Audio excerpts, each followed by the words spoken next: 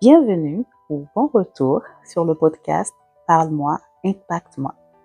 On écoute, on partage, on découvre, on se valorise, on se laisse imprégner. On est bien, mais surtout, on grandit ensemble. Je suis Diane Monenfin, auteure et animatrice de ce podcast. Si tu es ici, c'est que c'est là que tu dois être. Bouge pas. À tout de suite. Bonjour. Aujourd'hui, je déclare que tu te sens bien. Tu te portes à merveille. Et si ce n'est pas ce que tu ressens, concentre-toi pour les 4-5 prochaines minutes parce que je crois qu'à la fin, tu iras beaucoup mieux. En tout cas, c'est l'intention.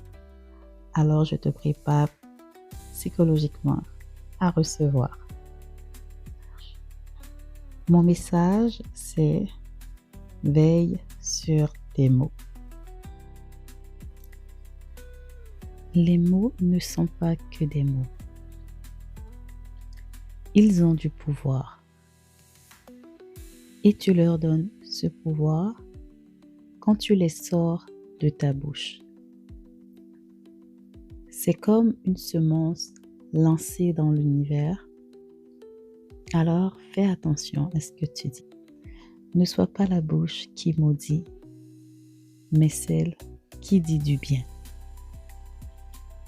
Ne dénigre pas, ne calomnie pas, n'insulte pas. Travaille ton self-control. Garde-toi de parler sous l'effet de la colère, te diront les sages, et c'est très juste. Ils diront encore, ce n'est pas tout ce qu'on pense, qu'on dit. Je crois que c'est vrai. Parfois, ce n'est même pas ce que tu penses, c'est juste quelque chose qui te passe par la tête. L'énergie négative de tes paroles, même si elles ne sont pas pensées, pénètre l'atmosphère et la personne qui les reçoit. Si tu as l'habitude de dire des paroles négatives, tu attires les occasions d'en dire plus. A contrario, si tu développes l'habileté de proclamer du positif, tu appelles des expériences positives. On est souvent trop rapide à porter des jugements sur nos propres comportements, le comportement des autres. On fait une lecture express et des déductions basées sur nos raisonnements et on conclut sans vraiment savoir si ce n'est ce qu'on perçoit à travers nos propres lunettes. Ces conclusions deviennent des paroles discourtoises, chargées de négativité, parfois même d'insultes dirigées vers soi-même et vers les autres. Tu es un être humain, tout comme les autres, qui fait des erreurs, apprend et se relève. Veille sur ta langue, choisis la bénédiction. Les gens se rappellent longtemps des paroles qui les ont profondément blessés. Il se peut que tu aies grandi dans un environnement où dire des choses négatives, méprisantes était coutume et que l'amertume te soit restée, même inconsciemment. Le remède n'est pas de reproduire, mais de crier. Crier ton nid de belles paroles valorisantes, de baume et de douceur. Ce n'est pas toujours évident, surtout quand on ne trouve pas de raison. C'est difficile d'aller contre l'adversité et de dire ce qu'on veut voir et non ce qu'on voit.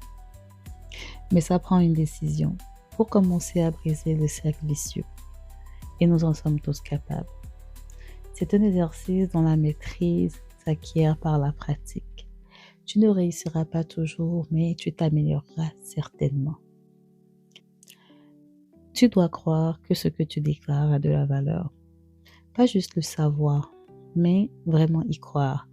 Croire, c'est agir dans le sens de.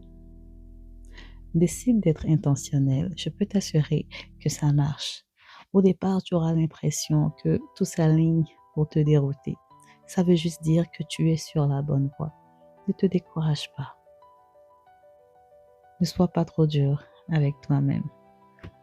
Sois-le encore moins avec les autres.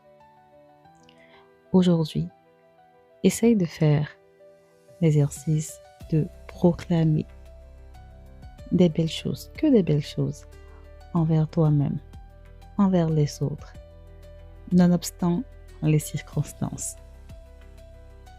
Commence à faire l'effort et tu verras que peu à peu, l'habitude s'installera. Bon succès.